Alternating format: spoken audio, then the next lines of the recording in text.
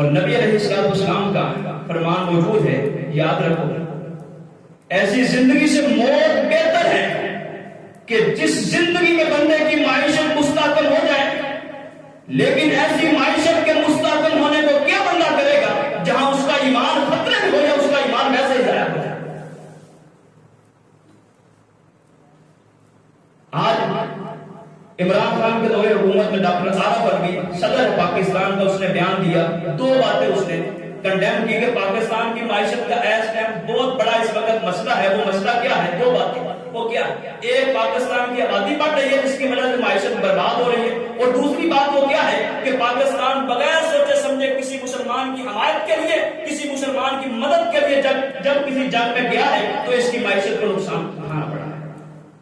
یہ دو مین وجوہات ہیں، لہذا ان کو کنٹرول کیا جائے، اور اسی پالیسی پر عمل کیا جا رہا ہے آج کہ ہم جو ہیں وہ ثالثی کا کردار ادا کر رہے ہیں، لیکن وہ جو ہیں وہ سارے کے سارے جمع ہیں۔ نبی علیہ السلام کا فرمان ہے، فرمایا کہ اے میرے صحابہ ایک وقت آئے گا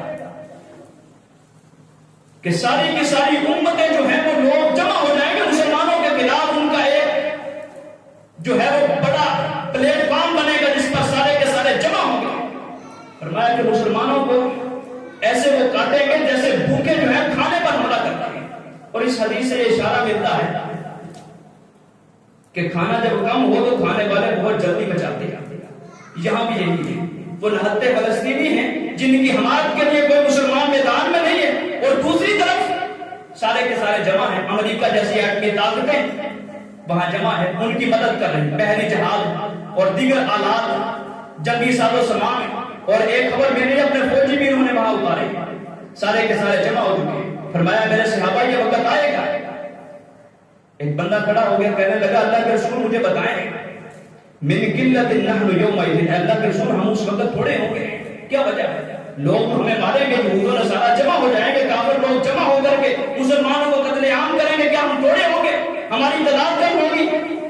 فرمایا نہیں، ایسا نہیں ہوگا، ولیکن یومئذ کثیر، فرمایا تمہاری تعداد بہت زیادہ ہوگی، ولیکنکم غثاء کغثاء السیل، فرمایا کہ تمہاری تعداد بہت زیادہ ہوگی، تمہاری حیثیت جو ہے اس سمندر کی چاہ کے برابر ہوگی، تمہاری حیثیت اور بکر ختم ہو جائے۔ اس کی کیا وجہ ہے؟ اس کی سب سے بڑی وجہ ہے ہمارے باہمی اختلاف، کوئی انفرادی سطح پر ہو یا ملک کی سطح پر ہو، اس نے مسلمانوں کو بکھیر کر رکھ دیا۔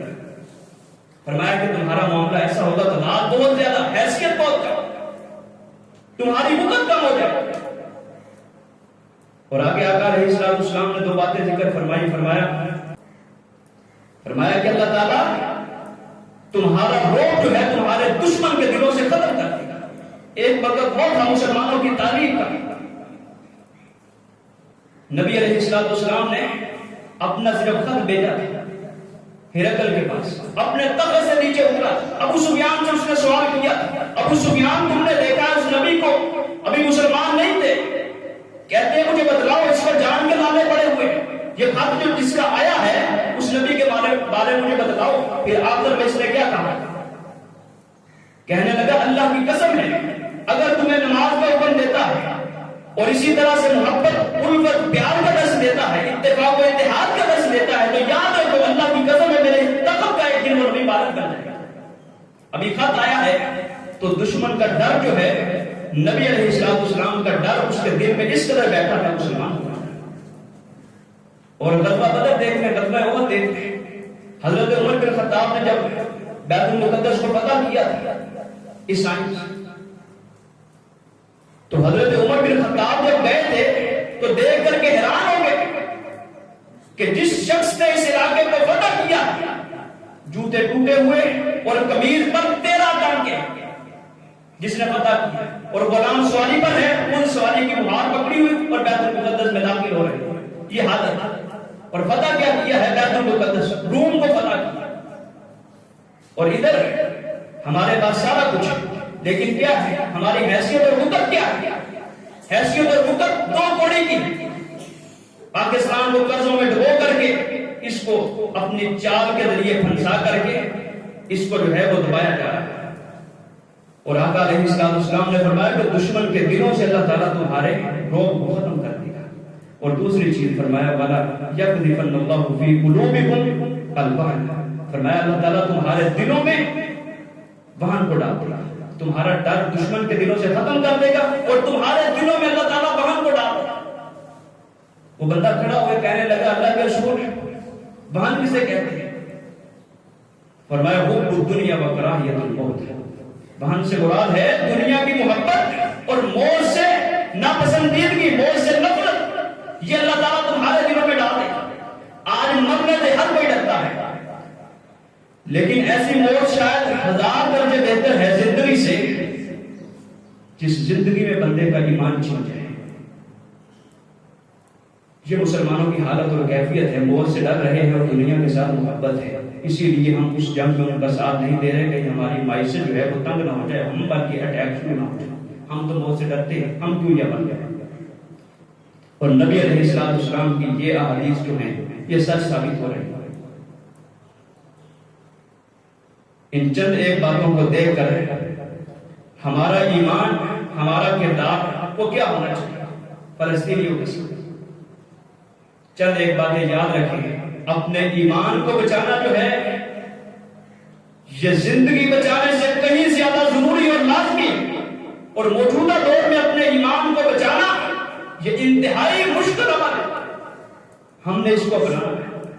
اللہ تعالیٰ نے ہمارا ان کے ساتھ رشتہ اور تعلق رکھا ہے، ہماری کچھ ذمہ داریاں بنتی ہیں۔ سب سے پہلی ذمہ داری وہ ہے کہ ان کی تکلیف کو اپنی تکلیف سمجھیں۔ یہاں انفرادی طور پر یا اجتماعی طور پر ہم نے کبھی نہیں دیکھا کہ کسی مسلمان کو کوئی تکلیف ہے اس کی ہمدردی تو کیا کرنے، اس کی تکلیف میں ہم خوش ہوتے ہیں۔ چینج یہ کہ اس کی تکلیف کو اپنی تکلیف سمجھے کہ جو آج اس پر ہے وہ کل ہم پر بھی آ سکتا ہے۔ اللہ تعالیٰ نے اس رشتے کو اس قدر مضبوط بنایا ہے کہ خون کے رشتے جو ہیں وہ اسلام کی وجہ سے ایک دوسرے کے حضرت ابوبکر صدیق رضی اللہ تعالیٰ ان کا بیٹا ہے حضرت عبد الرحمن، کہتا ہے وہ جنگ میں آپ کئی مرتبہ میری تلوار کی زد میں آئے لیکن میں نے باپ سمجھ کر کے چھوڑ دیا، اور اولاد کی محبت کبھی باپ سے جا کر کے پوچھو کہ اولاد کسے کہتے ہیں، یا اس سے پوچھو جس کو اللہ نے اولاد دی ہے، یا اس سے کبھی جا کر کے پوچھو جس کو اللہ نے اولاد دے کر کے اولاد چھین دی، اس سے پوچھو اولاد کی محبت کیا ہوتی ہے۔ حضرت ابوبکر صدیق کہنے لگے تو نے اپنی تلوار کو ہٹا دیا، اللہ کی قسم ہے اگر اس جنگ میں ایک مرتبہ میری ذات میں تو آ جاتا تو میں کبھی بیٹا سمجھ کر کے تجھے معاف نہ کرتا، اللہ کا دشمن سمجھ کر کے تیرا سر قد سے جدا کرتا۔ یہ ہے اسلام کا رشتہ۔ انما المؤمنون اخوہ، فرمایا کہ مسلمان جو ہیں یہ آپس میں بھائی بھائی۔ نبی علیہ السلام فرماتے ہیں کہ ایک جسم کی مانند ہے، فرمایا کہ جسم کے ایک حصے کو تکلیف پہنچے تو سارا جسم جو ہے وہ درد محسوس کرتا ہے۔ مسلمانوں کی حالت یہ ہے، ابھی پچھلے دنوں ایک میسج تھا، وہاں پاکستان کے 57 ملکوں کے نام گنوائے جا رہے ہیں کہ 57 ملک ہیں، ملکوں کے نام یاد ہیں، آبادی ہمیں معلوم ہے، رقبہ معلوم ہے، لیکن آگے آخر میں لکھا تھا اگر آپ کو مسلمان ہونے پر فخر ہے تو اس ویڈیو کو آگے شیئر کریں۔ کیا فخر ہے؟ 57 ملک ہیں اور ایک فلسطین ہے، ایک بیت المقدس ہے جو ہمارے ایمان کا بھی حصہ ہے، اور مسلمانوں کے ساتھ ہمارا اسلام کا تعلق، وہاں بچوں کو یتیم کیا جا رہا ہے، خواتین کو بیوہ کیا جا رہا ہے، نوجوانوں کو پکڑ کر کے شہید کیا جائے، ان کا پانی اور بجلی بند کی جائے، اور ہم یہاں معیشت مستحکم کر کے بیٹھے۔ ہمارے وقت کے حکمرانوں کے یہ سوالیہ نشان ہے۔ اللہ تعالیٰ نے قرآن مقدس میں اس بات کو کئی ایک مقامات پر بیان کیا، کہتے ہیں جہاد کے خلاف ہے۔ جہاد اسلام کی فتح کا سب سے بڑا علم ہے جس کو آج مسلمانوں نے چھوڑا ہے، لیکن اس کی وجہ کیا ہے؟ چند چیزیں ہیں جن چیزوں کے ماتحت جہاد ہوتا ہے۔ جہاد کا طریقہ کیا ہے؟ وقت کا حکمران ہے، وقت کا صدر ہے، اور جس کے پاس وقت کے اختیارات ہیں وہ لے کر کے قوم کو اور فوج کو چلتا ہے، اور اس کے علم کے نیچے جو ہے وہ جہاد کیا جاتا ہے۔ یہ چند ایک پالیسی ہیں جن کی وجہ سے لوگ جو ہیں بیچارے جن کا ایمان جوش میں آتا ہے وہ بیچارے اپنے ایمان کو لے کر کے بیٹھے ہیں، انہی مجبوریوں کی وجہ سے کوئی عمل کو کرنے سے عاجز اور قاصر ہے۔ ہمارا فرض ہے کہ ان کی تکلیف کو اپنی تکلیف سمجھیں، اور اسی طرح سے دوسری بات ہے پورے خلوص کے ساتھ دعا ایک ایسا ہتھیار ہے کہ جس کے ساتھ اللہ تعالیٰ تقدیروں کو بدل دیتا ہے۔ نبی علیہ السلام کا واقعہ مشہور ہے، غزوہ بدر کے موقع پر آقا علیہ السلام ساری رات کھڑے ہو کر کے اللہ تعالیٰ سے دعائیں کرتے رہے۔ حضرت ابوبکر صدیق آگے بڑھے، کہنے لگے اللہ کے رسول کندھوں سے چادر نیچے گر کی، رات کا وقت ہے۔ اور جو دوست ہوتا ہے اسی کو دوست کے حالات کا علم ہوتا ہے۔ لوگ سوئے ہوئے جن کے لیے وہ نبی کھڑا ہو کر کے دعائیں کر رہا ہے، اللہ صبح کے وقت جنگ ہے، اگر ان 313 لوگوں کو تو نے ختم کر دیا تو پھر دنیا میں تیری عبادت کرنے والا کوئی نہیں ہے، اے اللہ ہماری مدد کر۔ حضرت ابوبکر صدیق کھڑے ہوئے، رات کا آخری پہر ہے، چادر مبارک آپ کے کندھوں پر ڈالی اور کہنے لگے اللہ کے رسول اللہ تعالیٰ نے آپ کی دعاؤں کو قبول کر لیا۔ اور پھر سمر اگلے دن لوگوں نے بھی دیکھا اور تاریخ نے بھی دیکھا، کہاں 313 ہیں جن کے پاس 6 تلواریں، کسی کے پاس تیر ہے تو بچاؤ کے لیے زرہ ہے، اگر تلوار ہے تو بچانے کے لیے ڈال ہے۔ پھر فرشتوں کی جب نصرت اور مدد ساتھ ملی تو اللہ تعالیٰ نے 313 کو 1000 کے لشکر پر غالب کر دیا۔ یہ ہماری تاریخ ہے، اور دعا کے ساتھ نبی علیہ السلام نے اس جنگ کی تقدیر بدلی، اور دعا اتنا بڑا ہتھیار ہے اور ہماری سب سے بڑی ذمہ داری۔ آج ہم بے بس ہیں، عاجز ہیں، لاچار ہیں، ان کے لیے دعائیں تو کر سکتے ہیں۔ اپنی دعاؤں میں خاص طور پر فلسطین کے مسلمانوں کو یاد رکھیں، اور ہم ایسے علاقے میں بیٹھے ہیں شاید یہاں ہم خبروں سے بھی بے خبر رہتے ہیں، لائیو رہتے ہیں، اور ان چیزوں کو دیکھنا اور اس کے بعد ان کے لیے جو ہماری ذمہ داریاں ہیں ان کو ادا کرنا، یہ بہت بڑی بات ہے۔ حالات حاضرہ سے واقفیت جو ہے یہ بہت بڑی بات ہے، اور اسی طرح سے ان کی مدد کرنا یہ ہماری ذمہ داری ہے۔ نبی علیہ السلام کا فرمان ہے ہم میں سے ہر بندہ جو ہے وہ اللہ کی مدد کا خواہش مند ہے، اللہ کی مدد کو حاصل کرنا چاہتا ہے، لیکن یاد رکھو اللہ کی مدد کو پانے کے لیے وہ کام کرنے پڑتے ہیں جن سے اللہ کی مدد جو ہے حاصل ہوتی ہے۔ نبی علیہ السلام فرماتے ہیں قال اللہ فی اولی عبدہ ما کان العبد فی اولی اخیہ، بندہ جب تک اپنے کسی مسلمان بھائی کی مدد کرتا ہے اللہ تعالیٰ اس مسلمان کی مدد کرتے رہتے ہیں۔ کتنی بڑی بات ہے، اور اس اصول کو اگر آج غائب کیا جائے، میں تو کہتا ہوں جس بندے کو کسی چیز کی ضرورت ہے کسی اپنے مسلمان بھائی کے لیے وہ دعا کرے۔ نبی علیہ السلام فرماتے ہیں کہ اس کے لیے اللہ کے فرشتے دعائیں کرتے ہیں اسی چیز کی، اور جو کسی کی مدد کرتا ہے اللہ تعالیٰ اس کی مدد کرتے ہیں۔ اور آگے فرمایا من فرج عن مسلم قربتا فرج اللہ عنہ قربتا من قربات یوم القیامہ، جو بندہ دنیا میں کسی کی تکلیف کو دور کرتا ہے اللہ تعالیٰ قیامت کے دن اس بندے کی تکلیفات کو دور کر دے گا۔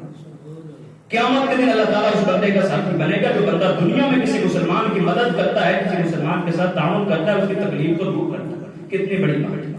اور فلسطینیوں کی مدد کرنا، یہاں سے پاکستان سے امداد کی جو ہے وہ چیزیں جا رہی ہیں، اور اس کا تعلق ہے کچھ لوگوں کے ساتھ۔ کئی ایک لوگوں کو دیکھا جب بھی پاکستان میں جب کسی ملک پر بھی کوئی مشکل وقت آیا تو لوگوں نے اپنے مالوں میں سے اپنے رزق میں سے جو کسی کو میسر آیا اس نے دیا، خرچ کیا۔ یہاں سے لوگوں کے ایمان کا اندازہ ہوتا ہے۔ اور دوسری طرف ہمارے حکمران ہیں جن کے آپس کے مسائل ختم نہیں ہوتے، آپس میں ایک جگہ پر متفق ہو کر کے متحد ہو کر کے ایک بیان جو تھا وہ ہم سے نہیں جانے۔ ان کی مدد کرنا یہ ہماری ذمہ داری ہے، اور اسی طرح سے ظلم کے خلاف بھرپور آواز اٹھانا یہ ہماری ذمہ داری ہے۔ یاد رکھو اللہ تعالیٰ نے قرآن مقدس میں اس چیز سے باخبر کیا ہے، جو ظلم ہوتا ہے یہ کبھی بھی رکتا نہیں ہے۔ یہ مت سمجھو کہ ظلم کی سزا جو ہے وہ ظالم کو ملتی ہے، ظلم کی سزا ظالم کو ملتی تو ہے، یہ لازمی اور ضروری بات ہے، لیکن اس کے ساتھ ساتھ جو لوگ ظلم کو دیکھ کر کے خاموش رہتے ہیں وہ بھی کبھی اس کی سزا سے نہیں بچ سکتے۔ قرآن میں اللہ تعالیٰ بیان فرماتے ہیں وَاتَّقُوا فِتْنَةً لَا تُصِيبَنَّ الَّذِينَ ظَلَمُوا مِنْكُمْ خَاصَّةً وَاعْلَمُوا أَنَّ اللَّهَ شَدِيدُ الْعِقَابِ۔ فرمایا کہ ایسے فتنے سے بچو، ایسے عذاب سے بچو جو صرف ظالموں کو نہیں پہنچے گا، خاص ظالموں کو نہیں۔ فرمایا کہ اللہ تعالیٰ بہت سخت سزا دینے والا، جو ظلم پر خاموش رہتے ہیں یا ظلم سے نظریں پھیر لیتے ہیں ان کو بھی یہ عذاب دیتا ہے۔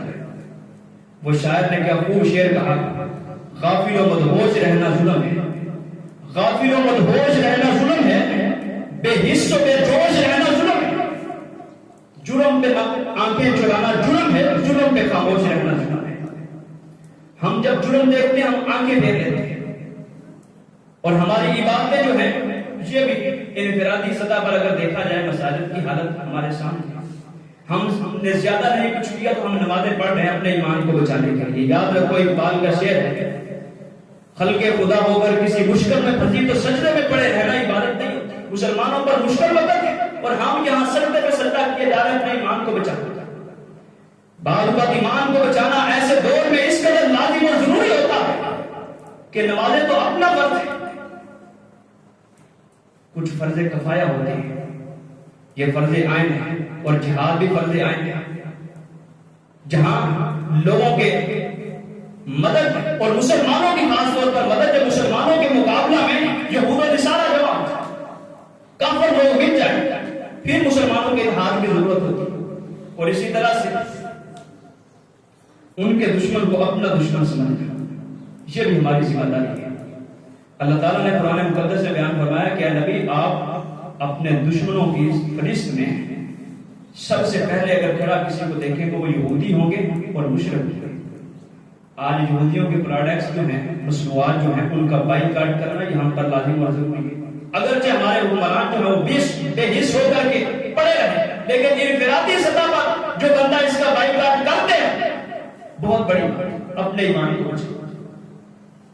پیپسی ان کی پروڈکٹس ہیں، ان کی مصنوعات ہیں، اور اسی طرح سے کوکا کولا جائیں جا کر کے پورے پاکستان میں دیکھیں جتنی اس کو اویئرنس مسلمانوں نے دی ہے، جتنے مسلمانوں نے اس کی تشہیر کی ہے شاید ہی کسی قوم نے کی ہے کہ ان کی یہودیوں ان کی معیشت ہم اپنے گھروں میں بیٹھ کر کے مستحکم کرتے ہیں۔ یہاں پاکستان کی پروڈکٹس ہے، نیسٹ کولا گول میں اس کا نام نشان نہیں ہے، اور یہاں مزے کی بات کیا ہے اس کو نقلی اور جعلی سمجھا جاتا ہے، اصل والی ہے کوکا کولا۔ نقلی کون سی ہے؟ وہ نیکسٹ کولا ہے، یا اسی طرح گول میں کولا ہے، یہ نیکسٹ ہے۔ وہ پاکستان کی ہم نے معیشت یہودیوں کی مستحکم کا اس کا بائیکاٹ کرنا یہ ہماری ذمہ داری ہے۔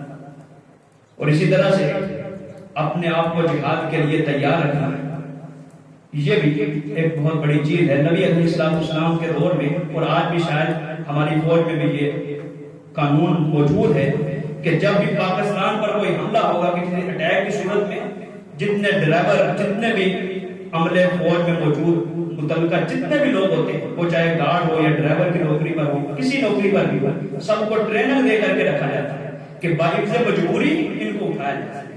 اور پہلے جب پاکستان نیا نیا بنا تو پھر اس وقت یہی قانون تھا کہ لوگ اپنے کام کاج کر رہے ہیں، سب کو ٹریننگ یافتہ کیا ہوا کہ عین کسی موقع پر ضرورت پڑے تو ہر بندے کو اٹھا دیا جائے جو گن چلا سکتا ہو، جو اسلحے کا استعمال کر سکتا ہو۔ اور آج کے دور میں جہاد کے لیے تیار رہنا اور اپنے ایمان کو زندہ رکھنا یہ بہت بڑی بات ہے۔ اللہ تعالیٰ نے قرآن مقدس میں اس بات کو ذکر کیا ہے اور یہ ہماری سب سے بڑی ذمہ داری ہے۔ فرمایا مَا لَكُمْ لَا تُقَاتِلُونَ فِي سَبِيلِ اللَّهِ وَالْمُسْتَضْعَفِينَ مِنَ الرِّجَالِ وَالنِّسَاءِ وَالْوِلْدَانِ يَقُولُونَ رَبَّنَا أَخْرِجْنَا مِنْ هَٰذِهِ الْقَرْيَةِ الظَّالِمِ أَهْلُهَا وَاجْعَل لَّنَا مِن لَّدُنكَ وَلِيًّا وَاجْعَل لَّنَا مِن لَّدُنكَ نَصِيرًا۔ اللہ تعالیٰ کہتے ہیں تمہیں کیا ہو گیا؟ اللہ کے راستے میں جہاد کیوں نہیں کرتے؟ لوگ تمہیں پکار رہے ہیں، خواتین جو بیوہ ہو رہی ہیں تمہیں آوازیں دے رہی ہیں، مسلمانوں کے بچے یتیم ہو کر کے بلک رہے ہیں تمہیں آوازیں دے رہے ہیں، اور تمہیں کیا ہے؟ تم جہاد کیوں نہیں کرتے؟ وہ اللہ سے دعائیں کرتے ربنا اخرجنا من هذه القرية الظالم اهلها، اے اللہ ہمیں اس علاقے سے نجات دے دے، اس کے رہنے والے بہت ظالم۔ اور آج ہماری یہ ایمان کا حصہ ہے اور ہماری کچھ ذمہ داریاں ہیں، ان کے لیے مدد کرنا، ان کی تکلیف کو اپنی تکلیف سمجھنا، ان کے لیے دعا کرنا، ان کے دشمن کو اپنا دشمن سمجھنا، اور جہاد کے لیے ہر وقت مستعد رہنا، تیار رہنا، اور ان کے لیے بھرپور ان کے حق میں آواز کو بلند کرنا، اور اپنے حکمرانوں کو اس بات پر رضامند کرنا، اس بات کا جو ہے علم اور ان کو ولولہ دلانا کہ وہ مسلمانوں کی مدد کے لیے آگے بڑھیں اور آگے بڑھ کر کے مسلمانوں کی مدد کریں۔ کہ ہماری کچھ ذمہ داریاں ہیں جن ذمہ داریوں کا ہمارے ایمان کے ساتھ تعلق ہے۔ یاد رکھو اگر ان ذمہ داریوں سے ہم دستبردار ہوئے تو پھر وہ وقت دور نہیں کہ ہم اپنے ایمان سے ہاتھ دھو بیٹھیں۔ اب ہمارا ایمان جو ہے وہ لرز رہا ہے، ریت کی دیوار کی طرح کھڑا ہے، اس کو مضبوط کرنا یہ بھی ہم